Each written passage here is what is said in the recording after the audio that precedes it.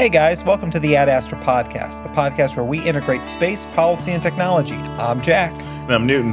I have a Master's of Public Policy degree with a concentration in science and space policy. And I'm a PhD in computer science and an all-around tech geek. Okay guys, don't forget to follow us on Twitter at Ad Astra Podcast and subscribe to our mailing list on elemental.fm to get regular updates from the team. Also to follow us on Facebook. And all of the other social mediums that the kids are using these days. Yeah, Insta Snap, Insta Chat, Insta Face Smash, all of that. This is a technology in space podcast. So what are we talking about today, Newton? So today we're gonna go through the latest in Washington, where we will talk about the budget, the president's most recent budget. The big B, the big story of the week. We'll go over the big space news highlight of the week. We'll talk about the SpaceX launch of their third successful Falcon 9 mission of 2017. We'll hit the international update section, which I should probably just start calling the China, Russia, maybe North Korea section. You guys will see that later. Then we'll talk about the latest in tech, where we'll discuss the SpaceX return of the Dragon capsule from ISS. And then we'll hit coming soon to space. And there's a bit of a surprise that'll be a fun section. All right. So on to the big news in Washington of the week: the budget. Jack, the budget. I'll let you take the lead on this one. So, as customary for any sitting president, the Trump administration put out what we call a skinny budget.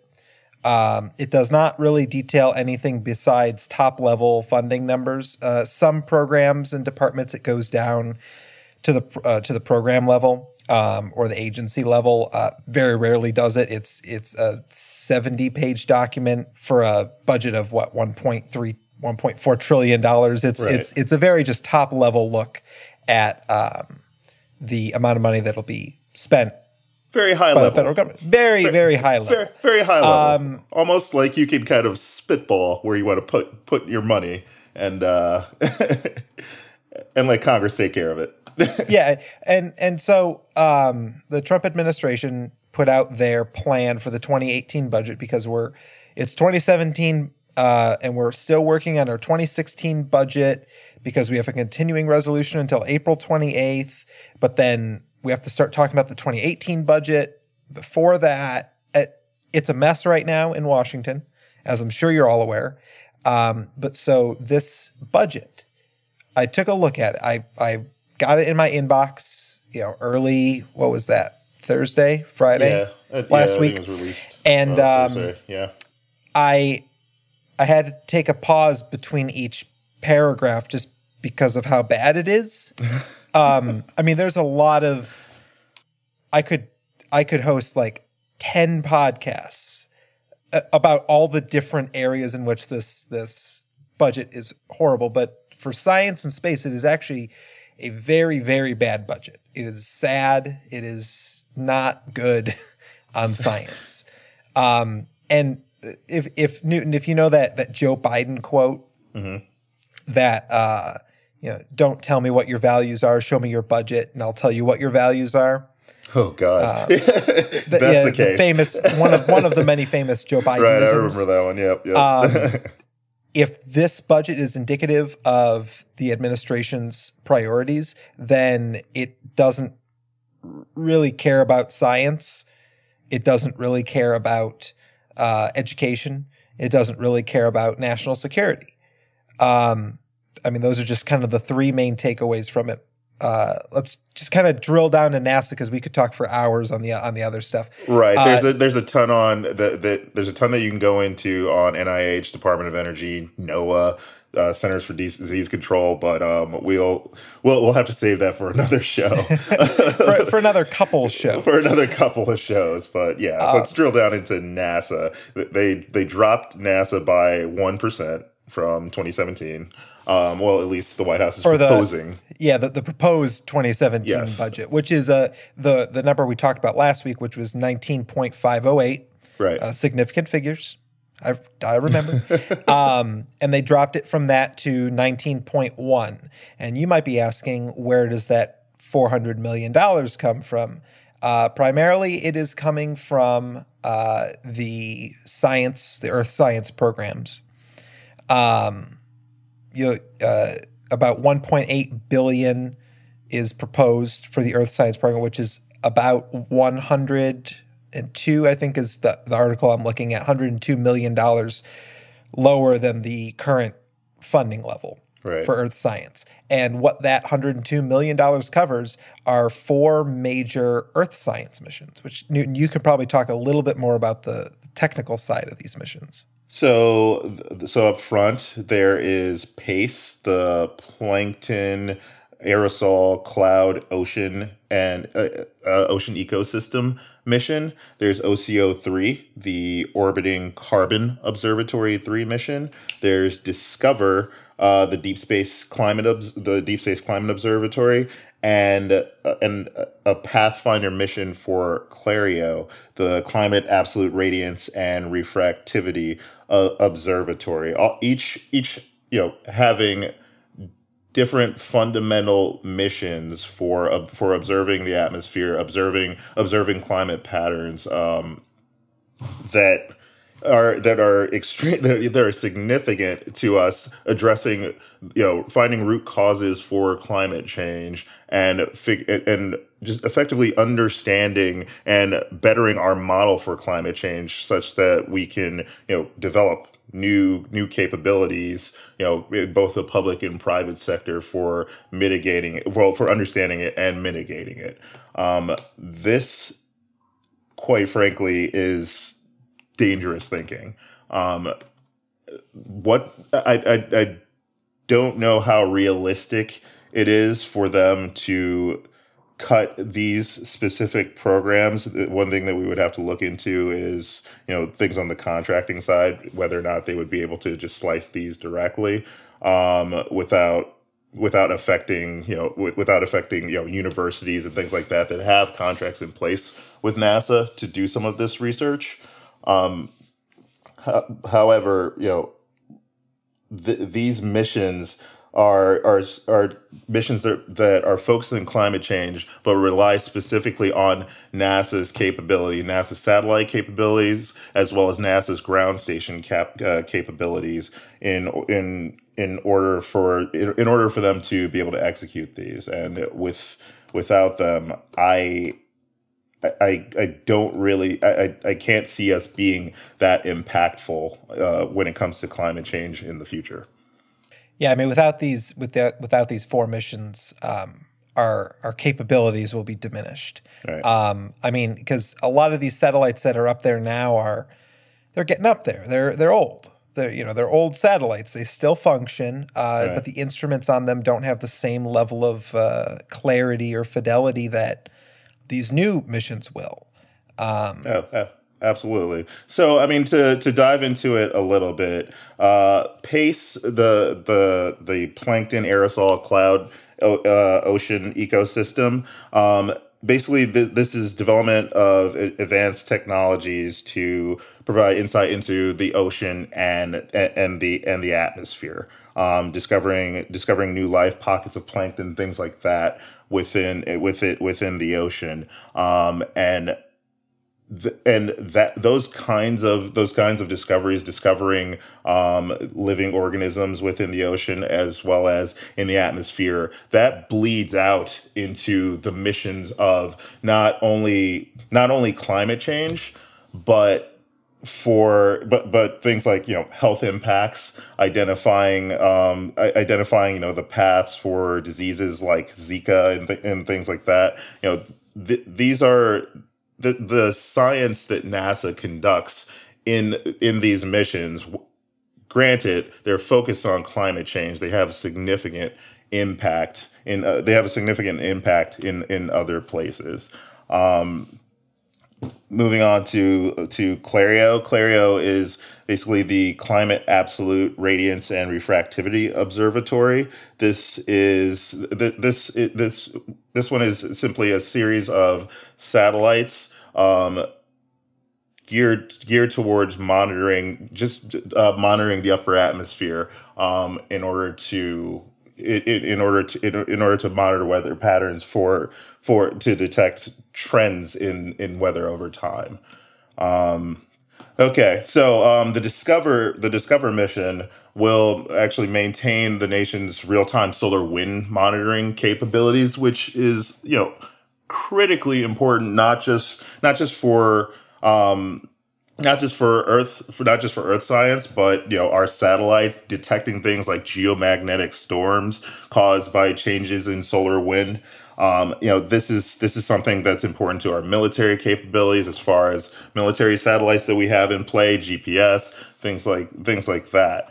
And OCO3, it's a future space instrument designed to investigate important questions about the distribution of carbon dioxide. So it's another carbon monitor for our atmosphere. But as we talked about a little bit last week, and as has been discussed over the course of the past week with the EPA's with the new head of the EPA stating that he doesn't believe carbon is a contributing factor to climate change. Well, hate to break it to you, but the last 40 some odd years of research says it is, and OCO3, its primary mission is monitoring that. So we have 4 missions that are critical both to climate change as well as other factors, other missions here on Earth, from health to military, that are being proposed to be wiped out by this budget. So if this budget's put in place and it cuts these 4 programs or these 4 missions, that would mean that we're cutting funding for research into sea, land, air, and space weather monitoring. Just across the entire board, we are just going to be blind to changes in those things. I mean, not completely blind. There are still satellites up there. We can't forget that. But our capabilities are going to be diminished, and our skills are going to start to atrophy as we kind of stick to these satellites that have been up there for a while, and we're not using new instruments or inventing new things. So I mean, and this has a real impact on people. Right. Yeah, I think this is something that maybe isn't discussed as often as it probably should be in the halls of Congress, is that cuts to these programs mean that farmers aren't going to have the same amount of data that they can use to determine, when to start growing crops, when to plant, when to harvest. These are fisheries that aren't really going to know when, the prime time is to fish. I mean, military communications is going to take a hit, I'm sure, because solar wind is a serious threat. I know, Newton, you've worked on projects involving solar wind. Like, this is it's an actual threat. Like, it's not some pie in the sky idea that you have that, maybe if this one thing happened, we'd all be screwed. But like, it could, because it happens. Right.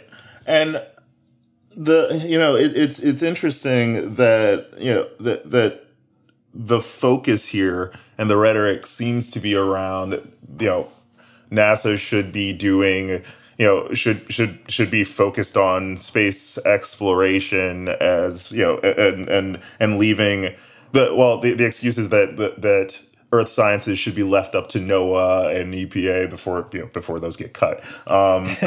Just move everything over into NOAA and then cut NOAA. But is NOAA really going to start monitoring solar winds? They do, and to some extent, with the help of NASA, to determine their impact here on Earth, like on our upper atmosphere. But who's going to be whose job is it then to start monitoring solar winds to see how it can impact our space infrastructure?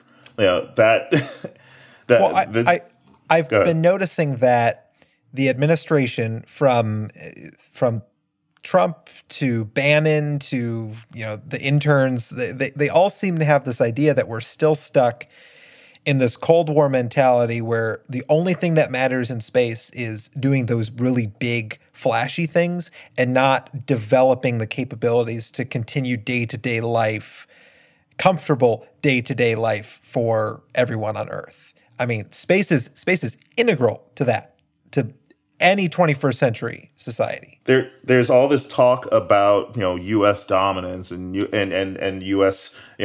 having this great this great, for lack of a better term, infrastructure that leads to that sort of dominance. Space is a part of our infrastructure. It is a part of our day-to-day operation. Our space infrastructure is critical to the way that we live our daily lives, as well as deal with an innumerable amount of disasters. So to take programs like this away, I don't want to, I don't want to continue to just rail on this without doing, without talking a little bit more analytically. But this is dangerous. It really is. These are some dangerous priorities that they don't care about the day-to-day operations of space. Planetary science programs and SLS and Orion got funding boosts. Like they are making money out of this budget. Obviously, that's where that's where the administration's priorities are. But if you talk to any NASA civilian employee, they're going to say, that's not the only thing we do. We do so much more other things and are stretched so thin in so many other areas that the places, that you shouldn't be cutting are these programs that monitor the Earth. Well, and going back to the overall strategy, and I'll stop railing against this in a minute, but give it a couple minutes. But this kind of, in some ways, this is not surprising, in that it kind of feeds into that isolationist mentality of we don't really need to, we don't really need to have, these sort of ties to the rest of the world internationally, because going back to news that was reported back in December and November when scientists were international scientists were going and downloading all of the Earth science data that we have available. We feed this information out to the rest of the world using these capabilities that we've developed. Now we're getting to a point where this combined with other executive decisions that have been made, it's really promoting the notion that scientists should just kind of stay overseas, and decrease the amount of brain trust that's typically pulled into the United States. And other countries aren't spending the same amount of capital on programs like this, but they soon will start to, if they realize that, okay, there's all of these scientists and engineers coming over from the United States because it's not a welcome environment for scientists and engineers and researchers. They're going to say, okay, well, this is something that will strengthen our economy. They'll see these benefits immediately, that it'll strengthen their economy. It'll create a smarter workforce. It will, create so much more innovation, both in the public sector and the private sector. Science. Save science, you save the world, is what I've been saying since this budget came out. Because without science, without you don't have the inspiration to do that. And that's another thing I want to touch on is the education side of it too. That this budget, if passed, because let's not forget that this is just what the president says, their actual budget won't come out till May. And then, even then, Congress is going to say, okay, thanks very much, but whatever. But if parts of this budget get in, and one of them is the NASA portion, we're losing the entire Office of Education, which is about 1% of NASA's overall budget. It's about $115 million that they're cutting completely. And all of the directorates within NASA, sort of the different sub-agencies, if you will, have their own offices of education. So the Planetary Science Division, they have their own education division that that goes to schools and talks about planetary science. You have the space tech people have their own Office of Education, but NASA has an overarching Office of Education, which is their sole job is to influence the scientists of tomorrow and engage them and inspire them so that they eventually, get fed into that NASA pipeline and create a smarter and better agency. But eliminating that eliminates that inspiration for future scientists. And they may still become scientists in the future, the kids of today, but the kids these days, but they might not go to NASA. They might move to Belgium, might move to China, they could move anywhere else in the world now that we're in such a connected global world. Regardless of whether you like that or not, that's the reality we live in. And people, the smart folks are going to weigh the pros and cons and say, well, if I move to Germany, I could get a free education out of this. And, they have a, blossoming space program. I'm just going to move there. And you're going to see this brain trust in the U.S. start to diminish. That aside, and this is, touching on just in general STEM, right? When typically there's just going to be a set number of people that are going to become scientists and engineers anyway, right? Having STEM programs, having an education directorate within NASA, even without those things, these people would have become scientists and engineers, and then that's where you're going to end up running into that problem with people wanting to go overseas. The real issue here is catching another segment of people along sort of the spectrum of completely not interested in science to kind of interested in science to maybe I'll do science to the hardcore scientists, right? The hardcore scientists and engineers always gonna get there. But we want to be able to take that segment of the populace that's both kind of interested in science or mostly interested in science, but really could go anywhere, and try to pull those people in. And that's part of what that Office of Education. That's part of the job of that Office of Education within NASA, is to get a hold of those people and show them what their options are, what they can be, what they can do in life. Typically, things like that just wouldn't be presented to the public really in any other forum. It's not something that most places in the private sector are going to do. Most places in the private sector are going to recruit for for their individual company. And sure, places like Lockheed or Raytheon or other groups that do work for NASA have individual education departments, but this is something that given that it's NASA, it's something that grants opportunity to children through college age kids to see these things that they could have never seen before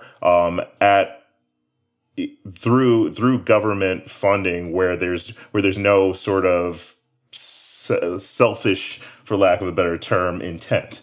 Right, the goal isn't to get them to work for Lockheed. right. The goal is to get them interested in space, in science, so that they can go to any one of these places, and to pull those folks that are in the middle of that spectrum of completely non-interested to hardcore interested. And at least give them the option, or increase the likelihood that they'll go into space research. And even if they don't, that they'll support it. That they'll support space or Earth, Earth-based research or Earth-based science. It's the government. The purpose of that office is for the government to do for the people what the people aren't doing for themselves. And to see it cut, that would be an extreme blow to to people in the generations that are under you and I. Yeah, I mean, it keeps coming back to that inspiration, right? I mean, NASA has this brand that is as well known as the Beatles. You know, everybody knows NASA. Everyone knows Project Apollo. Utilizing that brand to then bring more people into the program and more people into the STEM fields, regardless of whether they go, you know, if they work in the public sector, work in the private sector, you know, work in academia, it doesn't really matter, but it's bringing, like you said, bringing these people into the fold, these people that might be on the fence. I mean, you know, that could have been me. I could have been like, you know, a eighth grader, really interested in aeronautical engineering, but I end up going into political science because I wasn't approached by NASA. But let me tell you, if someone from NASA came to my school and was like, "Hey, do you want to like work on rockets?" Like, yeah, like, who's going to say no to that?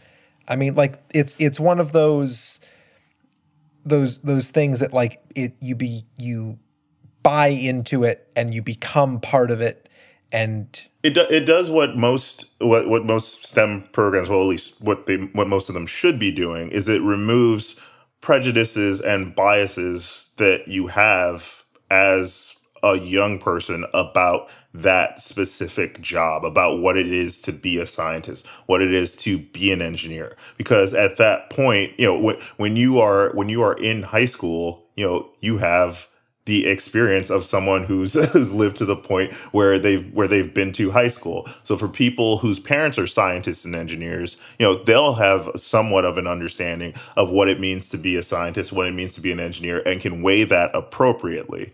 But for someone whose parent is, you know, a steel worker, a teacher, you know, in anything else, you know, they're not really going to have that understanding. So they're not going to weigh that option appropriately and potentially miss out on opportunities that could be very good for them. But even worse, on the flip side, have humanity miss out on on them working on these scientific projects and making discoveries that could benefit all of us. That's the biggest. and you know, I'm not saying that the Office of Education in NASA is so perfect that they've been, you know, churning out that $115 million. Yeah, like exactly. I'm not saying that return on investment. But cutting programs like these is I hate to use this word again because I don't want to be hyperbolic, but it's dangerous. This is, you know, if the reason that the U.S. is able to be so advanced and have such a grand stature in the world is because of science, like bar none. That's it. You know, you can wrap all of historical details around it, and circumstantial evidence around it, but having advanced science programs and you know, consistently funding them is why we are who we are in the state of the world. And to see that go away it's a shame. Save science, save the world. Yeah. So I think we've hammered the point home that this budget is dangerous and dumb. There's just so many words you could use to describe this, and we had used a few of them before, but I wanted to be a lot more analytical than I was, but every time I talk about it, I just get angry. I just get angry about this budget. Now, I mean, before we move on, I do want to reiterate again for everybody out there listening and that's also worried about this. This is not the budget. This is not the one that is going to pass. Like, I can guarantee you that there is going to be changes to this budget, and a lot of those changes are going to come in the form of reinstating NEA, PBS, all of these things that you might be worrying about now. Members of Congress are not going to cut them. I mean, the public backlash for cutting, like things like NEA, PBS, the Office of Education and NASA, for cutting EPA funding, although the EPA funding is probably the most likely thing to happen. There's going to be a significant backlash. So if you are concerned about your government not representing your interests and cutting these programs, call your member of Congress. We'll we'll include a link in the description of a website where you can put in your zip code, and it gives you your member of Congress, because that's how they determine those things. And call them if they're supporting the or not supporting this budget. So most likely, if they're a Democrat, thank them, tell them keep up the good fight. And if they are a Republican and if they're vocal about not supporting it, also thank them, because we need them as much as we need the Democrats. But if they are supportive of this budget or are leaning towards supporting it, tell them to vote no. Tell them you want NEA, you want PBS, you want NASA, you want EPA, right. You want to save the world. Right. And right before we started the show, I did a quick look up, and I just wanted to pull a shorter list of states where certain key NASA facilities are, and I pulled this specific list for a reason. Maryland, West Virginia, Virginia, Texas, New Mexico, Alabama, Louisiana, Mississippi. There are several more to that, but those are key states that, you know, I'll just come out and say it. They have attended, aside from Maryland, they have a tendency to be red leading, but we do have we do have a significant amount of red districts in Maryland. The folks that are in the House of Representatives care about your opinion in these areas. And NASA is in these areas. So it is in their best interests to vote on the side of not defunding certain key programs within NASA. So yeah, as Jack said, you know, call your congressman. It actually helps. It actually works. I don't think they're going to pass this exact bill, but we want minimum cuts to science is what we're hoping for at this point. Yeah. So. And the marches for science are coming up end of April. April 22nd is the day everyone sort of agreed on. It's Earth Day. Go out, support science in person, and then call your members of Congress. Call. Don't write. Don't send an email. Call. And if you can visit the district office, that's even better. If you can get a face-to-face meeting with your member of Congress, that's the best way that you can convince them to support the things that you support. Having worked in a congressional office before, I can tell you that the correspondence that we'd get and respond to the most often is phone calls and in-person visits.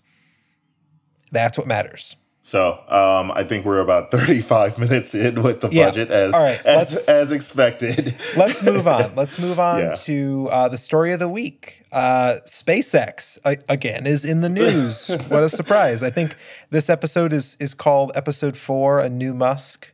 Yes. Or that's the working title. If this ends up having a different title for all of you listening, like you just got a glimpse into our creative process for when we're naming episodes. Yep. But last week, they had their third successful Falcon 9 launch of 2017. Absolutely. Yeah. SpaceX Falcon 9 had a successful launch last Thursday. And I should give a date, given that it's 3:20 today. This was last Thursday, March 16th. They placed a commercial television broadcast satellite into orbit for EchoStar, a known Brazilian TV broadcast provider. It went off almost without a hitch. The only hitch was that the launch had to be pushed back about 25 minutes on Thursday. This is out of concern for unfavorable high altitude winds. The satellite that the Falcon 9 was carrying, simply known as EchoStar 23, spent the weekend firing its own engine, which uses ultra efficient plasma thrusters to circularize its orbit at an altitude of over 22,000 miles and zero out its inclination over the equator. This is, as Jack said, the third Falcon 9 launch of 2017 and the 31st Falcon 9 flight overall. And you know what that means, right, Jack? What? It means we're going to have to stop reporting these SpaceX missions until we see the Falcon Heavy. No. If we keep reporting these, we're going to be reporting till the end of time, maybe. Right. Let's hope. SpaceX launched a rocket. All right. Yeah. Okay. An interesting thing about this one, this is the only Falcon 9 that has been launched, I think, in the last year that was not returned back to the ground. Yes, that's accurate. I mean, there in the last year there have been ones that have come back and upon landing there was an anomaly, which is space code for blew up. But this is the only one that, because the EchoStar satellite was so heavy that they needed to use that extra fuel that they generally use for when it's coming back down to land, had to use that to get to a proper orbit. Right. And as an addendum to this story, for reasons we'll get to a bit later, the FAA launch license awarded to SpaceX for the EchoStar 23 mission stated that the company has to carry $63 million in liability coverage for any damage to government property during pre-launch activities. SpaceX previously only had to carry about $13 million, so they had a $50 million increase in liability coverage given events that occurred last year. And also because they were launching from Pad 39A, yes, which is the historic Apollo launch pad. Yeah, absolutely. FAA does not want to see that thing broken, so they had to issue a larger request for insurance. And actually, also in SpaceX news, the Dragon capsule that went to the International Space Station with, I think, 4,500 pounds of 5,500 pounds of cargo has been returned. I think that is in our update. It's on the docket. It's on the docket. We'll get to that because I have a few more details about that. First, we'll hit some international news. You mean the Russia and China show? China. China. And to be clear, it's not sponsored by Russia and China. It's just about Russia and China. Coming to you from Roscosmos and the Chinese Space Agency. Yes. So we'll start with China. The Chinese state media is reporting that the country's space program has developed a craft capable of both landing on the moon and flying in low Earth orbit. This new spacecraft is claimed to be able to accommodate multiple astronauts, according to their spaceship engineers in a report to Science and Technology Daily. And they actually compared the forthcoming ship to the Orion craft currently in development by ESA and NASA. All 6 crewed missions of China's Shenzhou spacecraft, modeled after Russia's Soyuz series, have carried 3 astronauts in its re-entry capsule so far. China's trying to get to the moon, and they've been doing so since about they've been on this mission since about 2003 when they first launched a human out into space from Beijing. I mean, this is they're just continuing to make steps forward in that arena. So, do you know who is investing in future scientists and engineers? China. Who's? Yep. Well, yeah. There you go. Not us. China. Yep. No.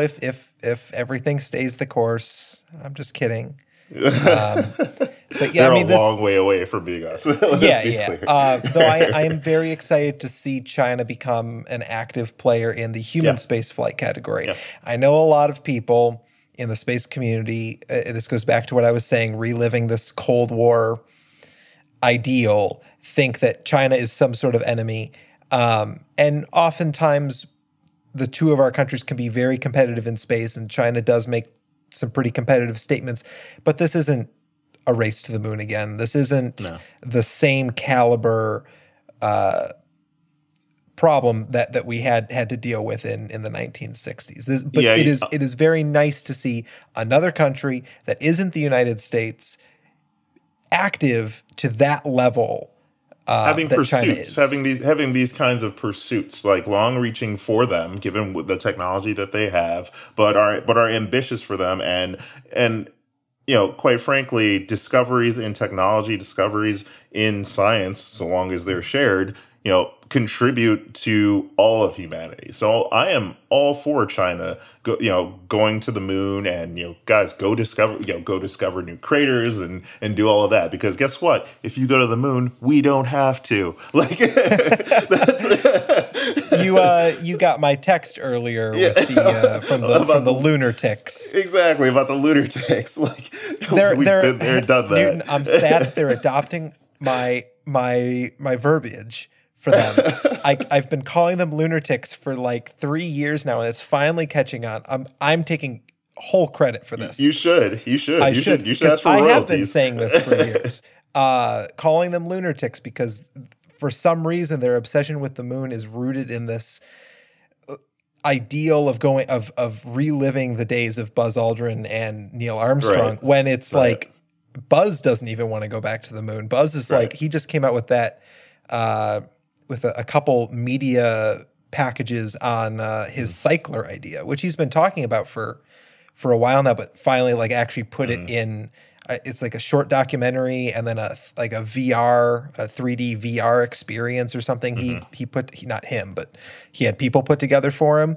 And it's like, he's on board with Mars. Everyone's on board with Mars except for a few people. Yes. and China and the Europeans. But like, they can go do their own thing. Like, go do it so we don't have to. In the US, Mars. Let's go. Fourth planet from the sun. I feel like, you know, just for the purposes of fairness, we're gonna have to host a few lunatics on this show. Fine. And I'm just gonna let you go. All right. If you are a lunatic, a self-described lunatic, please contact us. You got our email. Yeah. You got our. You'll have our email. Yep. Just email us. We'll set up a time to interview, and we'll have a good old-fashioned debate on Moon versus Mars. I swear I am not paid by the Mars lobby. The Mars lobby. The Mars lobby, yeah. Big Mars. Funded by Big Mars. All right, moving on to China. Moving on to Russia, sorry. Yes, don't forget about Russia. Yeah, can't forget about Russia. So Russia always has the cheeriest of news. A top official of Russia's space agency has been found dead in a prison where he was being held on charges of embezzlement. A spokeswoman for Russia's investigative committee, Yulia Ivanova, told the state news agency RIA that Novosti that 11 other people in Vladimir Evdokimov's, sorry, I'm butchering Russian names right now, that 11 other people in his cell were being questioned. Investigators found 2 stab wounds on Evdokimov's body, but no determination had been made of whether they were self-inflicted. Evdokimov was the executive director for quality control at Roscosmos, the country's space flight and research agency. He was jailed in December 2016. There was a big story about that back in 2016 on charges of embezzling 200 million rubles, which weighs out to about $3.1 million from the MIG Aerospace Company. He was found to be a member of an organized criminal group that managed to unlawfully acquire in 2007 to 2009 assets owned by MIG Aircraft Company that were estimated at that amount at about $3 million. Alexei Ozerov, former CEO of MIG Rost, and Yegor Noskov, deputy CEO of Tupolev Aircraft Company, were also members of the group, and they were also detained. So, Russia. This is Russia doing space. Russia has some problems right now. As you all know, we cooperate with Russia on multiple fronts. But this was I was poking around for international space stories, and this is the first thing that came up for Russia. Not great news to come out of Russia. It's not like China, saying that they are ready to start sending people back up into space, which, that's hopeful. Russia's bringing us down a little bit. I'll bring us down a little bit further. North Korea's in the news, claiming that this is on their trip to the moon. They're trying to get to the moon as well. North Korea has developed a new rocket engine for their orbital vehicle. Unfortunately, many people also believe that this engine is also capable of being used for ICBMs, intercontinental ballistic missiles, something that we really haven't had to worry too much about until very recently again. Right. And for a little bit of perspective, the UN bars North Korea from launching international ballistic missiles. However, launching satellites, totally okay. So, they was this, what was the date on this again? This was March. This is today, March 20th. This is today. Right. Yeah. So this is right around the time that Tillerson was visiting, Rex Tillerson, Secretary of State, was visiting China, actually. And some news outlets, people are saying that that this was partially intentional because of that visit. Kim Jong-il called the test a great event of historic significance for the country's indigenous rocket industry, and that the whole world will soon witness what eventful significance the great victory won today carries. So, if you have to describe to people that your event was great and significant, it might not really be so. I'm noticing a lot of parallels between their leader and someone else. I can't quite. They're a little. They both got kind of weird haircuts. Let's just agree on that. Yeah, let's agree on that. All right. You got anything else to say about North Korea? I mean, really, it's a very touchy situation, and yes, I think this does have something to do with Tillerson being both in Japan, South Korea, and China this last week, with a very limited press corps, but knowing that he's there, North Korea obviously wants to project some sort of power, almost like a little. I'm not going to say I'm on the side of North Korea, but a little rightfully so, because they. This podcast is not sponsored by North Korea. Just FYI for anyone listening.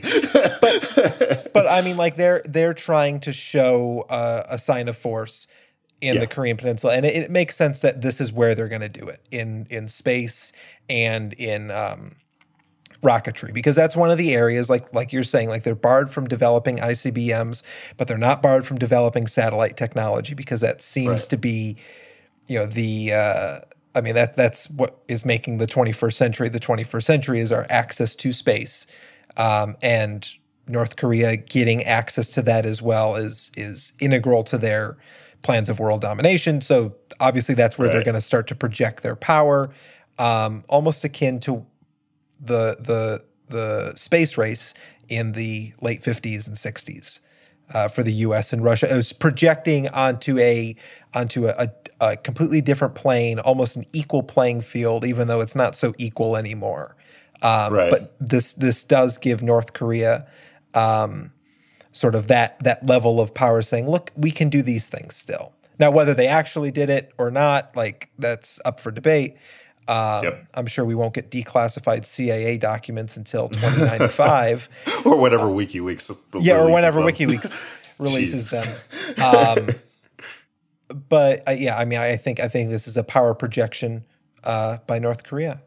Yes. North Korea, they put their first satellite into orbit. That was in 2012. And didn't last very long. No, it didn't last very long, but they are on their way. Mistakes get made in space. All right. And they're actually, apparently North Korea top officials are claiming that they are trying to build a viable space program that would include a moon launch within the next 10 years. So does that sound like someone else? I wasn't going to say it. Speaking of which, they're not saying before the decade is out, because that only gives them 2 years. Yeah, that's too cocky for Kim Jong. Which is saying something. Yeah. So moving right into that, our latest in tech story: SpaceX returns their Dragon capsule from the ISS. So SpaceX wrapped the final stage of its CRS-10, the Cargo Resupply Services mission, which is a contract for NASA. They wrapped it Sunday evening as its Dragon capsule released from the International Space Station, where it was, being hosted for cargo, and plunged into the Pacific Ocean about 6 hours after it was released. As I said, CRS-10 is a part of the original order of 12 missions awarded to SpaceX under the Commercial Resupply Services contract for NASA. So just getting a little bit of history here. On February 19th, the mission began by launching SpaceX's Dragon capsule from Launch Complex 39A to deliver nearly 5,500 pounds of cargo and supplies to the ISS. The mission was initially slated for November 2016, but was put on hold pending investigation of the Falcon 9 explosion on the launch pad in September 2016. This is that explosion that we mentioned earlier. It was reported that the explosion was caused by the liquid oxygen turning so cold that it solidified within the rocket. Many rocket engines use liquid oxygen in combination with fuel to provide thrust. Liquid oxygen is naturally quite cold as gases compressed into fluids tend to be, making it extra cold down to around, I believe it was about negative 200 degrees Celsius, makes it even denser, allowing you to store more of it in the same size tank and to increase your rocket's efficiency. This is part of how Falcon 9 is able to do what it does. The September incident's accident investigation team concluded that one of the 3 composite overwrapped pressure vessels inside the second stage liquid oxygen tank failed. Specifically, they concluded the failure was likely due to the accumulation of oxygen between the composite overwrap pressure vessel's liner and overwrap in a void or a buckle in the liner, leading to ignition and the subsequent failure of that pressure vessel, which stores helium in both stages of the Falcon 9 to maintain tank pressure. So, stepping back, because I'm just using the word composite overwrap pressure vessel like everyone knows what that is. I wasn't going to ask, but a composite overwrap pressure vessel, or a COPV, consists of a thin, non-structural liner wrapped with a structural fiber composite. Some vessels use fiber reinforced polymers comprised of carbon and Kevlar fibers, right? You want this thing to be tough because it's designed to hold a fluid under pressure. The liner is important because it provides a barrier between the fluid and the composite, preventing leaks. So back in September, the oxygen under pressure ignited with the carbon material, causing that explosion. They were told by NASA that they could launch SpaceX was told by NASA that they could launch no earlier than January 2017 after that incident. So fast forward, SpaceX made a series of changes to their design and launched the Dragon spacecraft from Kennedy Space Center on February 19th. It docked with the space station. Fast forward to this past Sunday, March 19th, Dragon was released on time from the International Space Station in the early hours of March 19th and successfully splashed down into the Pacific Ocean 6 hours later. SpaceX then recovered the capsule from sea and loaded it onto a cargo ship to be returned to the port, right? Dragon is a reusable capsule. The whole idea is that it's reusable. And if you recall, this is the one that was originally designed for humans to survive in it, but it's only been used for cargo so far. So they had to fold up the seats so they can fit more boxes in there, right? Yeah, exactly. Like a minivan. Yeah. An uncrewed minivan. So from there, the Dragon capsule's headed to NASA, which is going to be open. They're going to open it up and make use of the experimental results and other cargo that's held within. SpaceX currently has a launch penciled in for March 27th. So look out for delays in that. I mean, we'll look out for that March.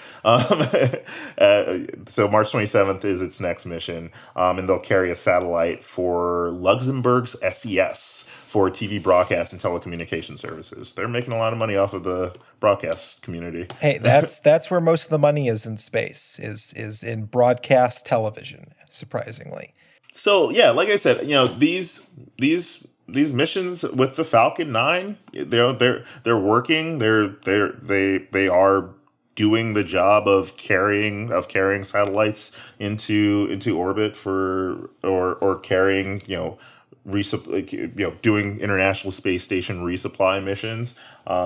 They seem to be working quite well in that regard. And the next big piece of news is going to be when Falcon Heavy comes into play, which are we still looking at fall 2017 for that, I believe? Yes. I think like late August, I think is the timetable for that. Another sort of what's going to be newsworthy is that this SES flight that's coming up on the 27th or later, depending on weather, of course, is going to be the first time them reusing a Falcon 9 first stage. Right. It'll be very interesting to see if they're able to do it, because this is what they had tried to do last September when they had the problem on the pad, and it didn't work. This is the whole goal, right? This is it. This is this is supposed to be what they want to turn into their secret sauce, and I hope they can do it. I'm sick and tired of seeing at the end of every article about SpaceX them saying, the ultimate goal is reusability, but SpaceX has yet to relaunch, a first stage rocket. I'm tired of seeing that. Let's do it, and I know SpaceX can do it. Yeah, I am often a critic of some of their policies and some of their grander ideas, but when it comes down to the science of it, they're doing things that no one has ever dreamt could be possible. This is the research. This is where the research is happening, and I'm hoping that this next, what effectively is an experiment works. I really hope it does, because this means a lot for the future of space flight, to be able to reuse a rocket. This is incredible, and basically, and props to Elon Musk, and obviously NASA for funding quite a bit of the research and development that goes into working out the kinks in these rockets and their design in order for us to create something like this. This is it's incredible. So Newton, on to the last topic. Do you know how to become a top 10 podcast? How do you become a top 10 podcast, Jack? You talk about three things. You talk about conflict, which we already got. We already talked about the budget. Yep. You talk about drama. We already talked about the lunatics. And you talk about sex. Talk about a transition. So 538, the wonderful people at 538 reported on a story that I actually knew about for a while now. Because it's a pretty old story. The couple that flew. So let me preempt that. So the story is called SpaceX is Serious Business, published March 14th, 2017. And it is about two astronauts, Jan Davis and Mark Lee, who were astronauts in the same astronaut class, and they got married sort of secretly. It was kind of Romeo and Juliet-esque. And they went up to the International Space Station. I think it was in 2004. I want to say something like that. 1992. Wow, that was even before the International Space Station. Yeah. But they were the only married couple to ever travel to space. After them coming back, and NASA found out that they were married. NASA actually wrote into the astronaut rule book, you cannot be married to a crew member for various reasons, but also because they're not entirely sure how sex works in space. And I guess we could ask. It's the final frontier. It is the final frontier. We could ask Lee and Davis, but I think they're pretty tight-lipped on that sort of personal stuff. But this is sort of connecting this to these long-term goals and plans of NASA to send humans to Mars, or if we send people back to the moon for longer and longer stays.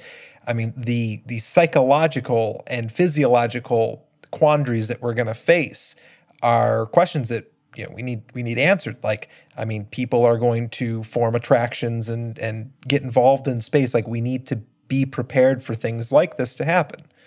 I mean, like, it's not like we're sending a bunch of people up there and they're completely devoid of emotion and personality. I mean, these are real people going to far off places with the very real chance that they're never going to come back. Or they have biological needs. Yeah, and they have biological needs. I mean, let's not tiptoe around it. I mean, people like to have sex, and there's going to be sex in space. And whether we study that now or study that after the fact is entirely up to us. No, I definitely don't see NASA moving forward without actually studying that. In all seriousness, I don't see NASA moving forward, particularly with the Mars mission and sending humans to Mars, without sincerely looking into this issue. They're already diving into psychological studies just about getting people to live with each other without killing each other. They just did that study out in Hawaii, right? In Hawaii. Yeah, in Hawaii. 6 months and they've had some previous isolation. studies in Arizona as well. But, it's something that you can't leave a stone unturned when it comes to, in particular, the Mars mission. Can humans survive a couple weeks in space without sex? Sure. Like, have some self-control. But to ask people to go 3 years, that or 2.5 years, at some point there will be psychological repercussions if you don't figure this out. So I could see us investing, and I know it probably wouldn't be in the current administration's budget, but I could definitely see us, pointing this out as a critical need if we are going to execute the Mars mission. And it may get the funding for it may get thrown under the Mars budget, to be honest, because working with government for the last nearly a decade, that's sometimes how these things work. But they just throw this block of money at it and they say, figure out all these problems. We don't want to really talk about them, but you know what we mean. Well, there are things called a program of record that we can get into, but that's for another show, explaining all that. But this is research that will happen in the next decade to decade and a half for whatever group we're going to be, for whatever group that we're going to send on this mission. And I'm sure there will be psychological and biological tests for the individuals within the group, as well as general studies on human sexuality, human behavior. What this sounds weird, but what can and can't be tolerated for so long, with the psychological impacts that it has, that sort of thing. And I'm sure there's research, in existence already at places like NIH, that have in the past studied human sexuality for a myriad of reasons. I don't see a reason why NASA wouldn't even cooperate with them in order to potentially collaboratively do some of this research. Well, yeah, I mean, it's them tapping into a pre-existing network of physicians and psychologists and all these different experts in a field that on Earth has probably been studied to death 10 times over. Studying it in space is a little different, and incorporating as many of the capabilities across the federal government as possible is integral to making sure that this journey to Mars is inevitably successful. It's almost as if the scientific results that you get in one program in the government have an impact on other programs in the government. Oh, now you're just talking crazy. I know. No, I'm just Now you're just being facetious.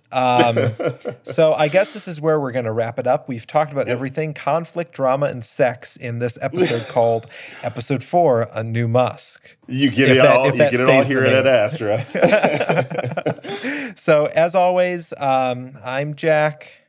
I'm Newton. Follow us on Twitter, Facebook, InstaChat, Snapgram. whatever. Snapgram. You can find us on Astra, and you can find us on your local podcast, your local podcatchers. I just found us on Ad Astra. I believe we're on iTunes now, but maybe I shouldn't say that without actually confirming that. We will be on iTunes. We will be on YouTube. We will be on SoundCloud. We will be basically everywhere. You will not be able to get rid of us. So just download an episode and enjoy. Whatever local podcatcher you have. All right. So until next time, folks. Ad Astra.